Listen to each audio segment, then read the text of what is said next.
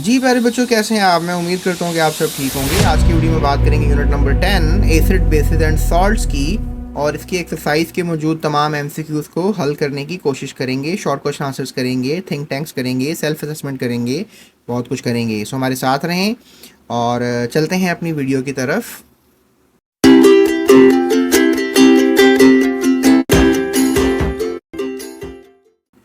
जी तो बच्चों, पहला सवाल जो है वो आपसे ये किया जा रहा है कि which of the following can not be classified as Arrhenius acid. Svante Arrhenius was one of the famous scientist ever, जिसने बहुत सी इंफॉर्मेशन दी अबाउट एसिड बेस कॉन्सेप्ट।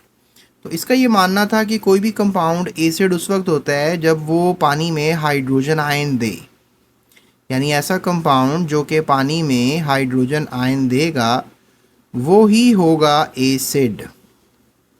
ठीक है, डेफिनेटली हाइड्रोजन आयन तो जो कंपाउंड रखेगा वही एसिड होगा ना, अर्हीनियस का। तो आप देखें, ये नाइट्रिक एसिड है, इसमें हाइड्रोजन आयन आपको नज़र आ रहा है। ये कार्बोनिक एसिड है, इसमें भी आपको हाइड्रोजन आयन्स नज़र आ रहे हैं, बल्कि ये एसिड तो दो हाइड्रोजन आयन्स दे सकता है। ये सल्फ्यूरिक एसिड है, इसमें भी आपको दो हाइड्रोजन आयन्स जो हैं वो नज़र आ रहे हैं, जो कि सल्फ्यूरिक एसिड दे सकता है पानी में। अकॉर्डिंग टू अर्हीनियस, कार्बन डाइऑक्साइड जो है वो एसिड नहीं होगा, हालांकि ये एक एसिडिक गैस है। इसको एंटोइन लॉरेंट डी लिवॉयर कॉन्सेप्ट के हिसाब से इसको एसिडिफाइड कंपाउंड डिक्लेयर किया गया है। लिवॉयर के हिसाब से एक और साइंसदान था, उसने इसको एसिड डिक्लेयर किया था। उसने कहा था कि जो नॉन मेटेलिक ऑक्साइड्स हैं वो भी एसिडिक इन नेचर होती हैं, और नो डाउट ये होती हैं। ये जो कार्बोनिक एसिड बना है ये कार्बन डाइऑक्साइड को पानी में डालने से ही बनता है। लेकिन चूंकि इस कंपाउंड के पास फ़िलहाल आपको हाइड्रोजन आयन नज़र नहीं आ रहा, तो इसलिए आप इसको कहेंगे कि ये एसिड नहीं है, अर्हीनियस का एसिड नहीं है। वैसे ये एसिडिक कंपाउंड है, ठीक है। तो ये आपने याद रखना है, अर्हीनियस का एसिड तो नहीं है लेकिन ये एसिडिक कंपाउंड है। उसके बाद which of the following is a, so option C is the right answer. Which of the following is the Bronsted base. देखें, लाउरी एंड ब्रॉन्स्टेड दो साइंसदान थे जो अलग अलग मुल्कों में एक एसिड का कॉन्सेप्ट दे रहा था, लाउरी जो था, और ये ब्रॉन्स्टेड बेस का कॉन्सेप्ट दे रहा था। और इन्होंने ये कहा था कि जो प्रोटॉन देने वाली स्पीशी है वो एसिड है, और हाइड्रोजन आयन को प्रोटॉन भी कहते हैं, और जो प्रोटॉन लेने वाली स्पीशी है वो बेस है। तो यहाँ पर फिलहाल बेस की बात की जा रही है, तो इनमें से प्रोटॉन कौन ले सकता है?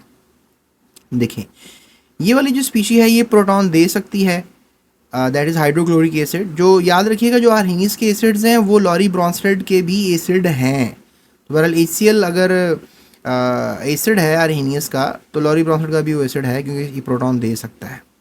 फिर ये हाइड्रोनियम आयन है प्यारे बच्चों, ये प्रोटॉन इस वक्त इसके पास मौजूद है, ये भी प्रोटॉन दे सकता है। अगर ये प्रोटॉन देगा तो हाइड्रोनियम आयन जो है वो दोबारा आप कह लें कि नॉर्मली बिहेव करेगा और हाइड्रोजन आयन देकर वाटर बन जाएगा। तो यहाँ पर एक कॉन्सेप्ट और इस्तेमाल होता है एम्फोटेरिक स्पीशीज़ का। तो ये मेरा लेक्चर आप ज़रूर लें, डिस्क्रिप्शन में लिंक है, उस पर आप क्लिक कर सकते हैं। और आप ये सिंपली लिख लें, Lowry Bronsted concept space GS academy, YouTube search bar पे लिखें तो आपको मेरी वीडियो मिलेगी, वो आप समझ सकते हैं। सो यह एसिटिक एसिड, इसमें ये वाले हाइड्रोजन आइंस तो पानी में नहीं निकल सकते, या कह लें ये कंपाउंड ये वाले हाइड्रोजन आइंस नहीं दे सकता, लेकिन ये वाले हाइड्रोजन आइंस दे सकता है। यानी एसिटिक एसिड भी हाइड्रोजन आयन प्रोटॉन दे सकता है। तो अकॉर्डिंग टू दैट ये एसिड है, ये भी लॉरी ब्रॉन्स्टेड का एसिड है। HCl भी जो है वो लॉरी ब्रॉन्स्टेड का एसिड है।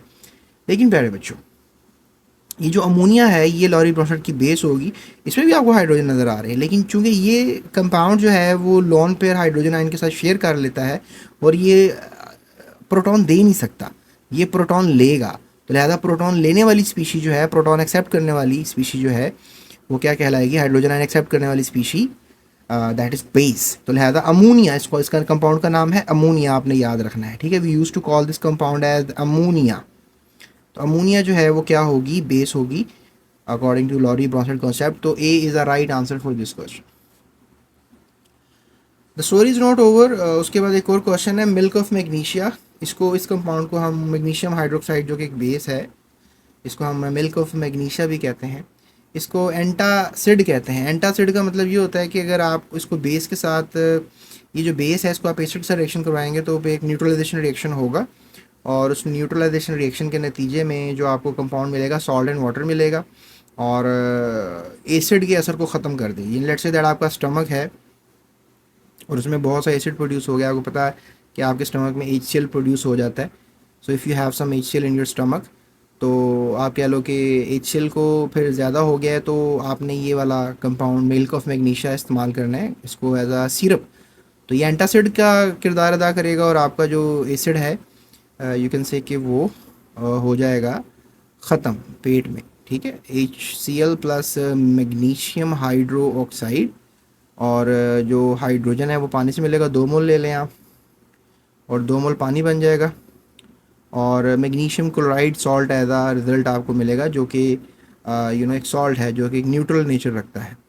तो आप ये कह सकते हैं कि भाई जब कभी भी बेस एसिड के साथ मिलती है, न्यूट्रलाइजेशन रिएक्शन होता है, it neutralizes excess stomach acid, यही मैंने आपसे बात की है, which salt is formed in this reaction. तो मैंने अभी आपको कहा कि मैग्नीशियम क्लोराइड जो है वो आपको एज अ रिजल्ट बनता हुआ नज़र आएगा। तो C option is the best option for this question प्यारे बच्चों। उसके बाद क्वेश्चन किया जा रहा है जी, अमोनिया इज़ अ बेस क्यों है? अमोनिया बेस क्यों है? अमोनिया बेस इसलिए है क्योंकि अकॉर्डिंग टू लॉरी ब्रॉन्स्टेड ये जो है प्रोटॉन एक्सेप्ट कर सकती है। ठीक है, लॉरी ब्रॉन्स्टेड के हिसाब से ये प्रोटॉन जो है वो एक्सेप्ट कर सकती है। अकॉर्डिंग टू लिविस कॉन्सेप्ट ये लोन पेयर दे सकती है, इलेक्ट्रॉन का जोड़ा दे सकती है। और आर्हीनियस के हिसाब से तो अमोनिया बेस है ही नहीं, तो आर्हीनियस का हिसाब नहीं यहाँ पे लगाएंगे। लॉरी ब्रॉन्स्टेड कॉन्सेप्ट और लिविस कॉन्सेप्ट। तो क्वेश्चन में क्या है कि अमोनिया बेस है क्यों है? Ionize in water to give hydroxy ions, hydroxy इसके पास होता नहीं है। आपको पता है कि अमोनिया NH3 फार्मूला है, तो उसके पास हाइड्रोक्सी तो होता नहीं है, तो वो कहाँ से देगी? तो ये बात तो हो गई गलत। फिर कंटेन हाइड्रोक्सिल ग्रुप, तो अमोनिया के पास हाइड्रोक्सिल ग्रुप नहीं होता, ये बात भी गलत हो गई। Can accept an electron pair, electron pair देने की बात मैंने की है आपसे, तो ये बात एक्सेप्शन पे कर रहे हैं, तो गलत हो गई। कैन एक्सेप्ट प्रोटॉन, तो ये मैंने आपसे कहा कि प्रोटॉन एक्सेप्ट कर सकती है, तो D option is the right answer प्यारे बच्चों। यहाँ पर आप डी का जो है वो टिक लगा लें।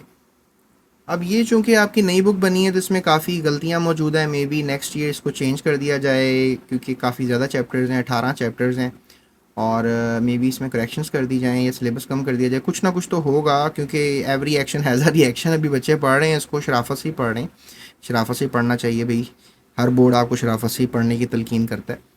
तो अब ये देखें, ये क्वेश्चन है, इसमें कुछ गड़बड़ लग रही है। बहरहाल ये 5वां सवाल है, कंसिडर द फॉलोइंग रिएक्शन। अगर हम इस रिएक्शन को कंसिडर करें, वाटर HCl के साथ रिएक्शन कर रहा है, तो एसिड जो है वो प्रोटॉन दे देगा, हाइड्रोजन आयन दे देगा वाटर को, तो ये हाइड्रोनियम आयन बन जाएगा, और डेफिनेटली फिर ये एसिड से ये क्लोराइड आयन रह जाएगा, तो दैट मेक्स अ स्टोरी। तो अब आई डोंट नो, ये कुछ मिस प्रिंट कर दिया शायद। Which species is an electron proton acceptor? ठीक है, प्रोटॉन एक्सेप्ट कौन कर रहा है इन दिस रिएक्शन? तो प्रोटॉन देने वाली स्पीशी तो HCl है, हाइड्रोक्लोरिक एसिड है, लेकिन लेने वाली स्पीशी पानी है, और पानी water di hydrogen oxide convert हो गई है हाइड्रोनियम आयन में, तो लिहाजा प्रोटॉन लेने वाली स्पीशी जो है, एक्सेप्टर जो है वो क्या है? पानी है, HCl नहीं है। ठीक है, वाटर है, HCl तो नहीं है, हाइड्रोनियम आयन तो प्रोडक्ट है।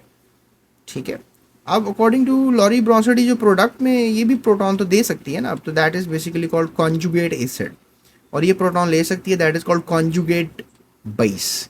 तो लिहाजा ये आपने याद रखना है, ये बात जो मैंने की है, कॉन्जुगेट एसिड और कॉन्जुगेट बेस। ठीक है, मे बी आपके सिलेबस में ये बात ना की जाए कॉन्जुगेट एसिड की और कॉन्जुगेट बेस की। एक मज़े की चीज़ तो ये हुई है कि पहले सेशन में ये होता था कि 9-10 के कोर्सेज़ जो थे वो कुछ अलहदा होते थे। इस बार इन्होंने 9-10 का इकट्ठा आपको मिक्सचर दे दिया 9 क्लास में, और इस बार जो 9 क्लास के बच्चे हैं, जो मतलब 14 साल 13 साल के बच्चे हैं, उनको बड़ा एफिशिएंट समझ रहे हैं। सोशल मीडिया का दौर है, तो आपने घबराना नहीं है, आपने कोशिश करते रहना, पढ़ते रहना है। ठीक है, तो मेरे साथ जुड़े रहें, मैं केमिस्ट्री आपकी आसान करूँगा। ये वाला एग्ज़ाम तो इंशाल्लाह मैं आपका आसानी से जो है वो करवाने की पूरी कोशिश करूँगा। ठीक है, तो ये फ़िलहाल मैंने MCQs करवा दिए हैं आपको, आगे मैं शॉर्ट क्वेश्चन आंसर्स आपको करवाता हूँ और प्रॉपरली करवाऊँगा। उसके बाद फिर इंशाल्लाह हम थिंक टैंक के ऊपर भी थोड़ा सा गौर व फिक्र करेंगे, पूरी बुक के थिंक टैंक के क्वेश्चंस भी करवा दूँगा मैं आपको, और दुआ वगैरह कर दिया करें मेरे लिए, मेरी सेहत के लिए। और दूसरा ये है कि अपना ख्याल रखना है आपने, ठीक है, और अगर आपने नेक्स्ट वीडियो देखनी है तो आपको भी थंबनेल्स नज़र आ रहे होंगे। एनवायरमेंटल केमिस्ट्री के ऊपर मैं नेक्स्ट वीडियो बनाता हूँ एमसीक्यूज़ की। और फ़िलहाल अभी मैं शॉर्ट क्वेश्चन आंसर्स की वीडियो बनाता हूँ। If you want to see the short question answer acid bases salts, ये चैप्टर है, तो इसके जो है हम करते हैं, ठीक है, एसिड बेसिस सॉल्ट्स के ठीक है क्वेश्चन आंसर्स हम करते हैं, ठीक है। So let's talk about next chapter. तो वो आप इसका नाम लिख लें सिंपली, इस यूट्यूब सर्च बार पे आप इसका नाम लिखें एनवायरमेंटल केमिस्ट्री, तो आप नाम लिखकर जो है सर्च कर सकते हैं, ठीक है। और ये नाम लिखकर ना आपने साथ जीएस एकेडमी लिखना है स्पेस डाल के यूट्यूब सर्च बार पे, तो आपको मेरी वीडियो मिल जाएगी, ठीक है। बहरहाल so let's move toward this video, that's it, thank you so much, अपना ख्याल रखिएगा। Thank you for watching. GS Academy.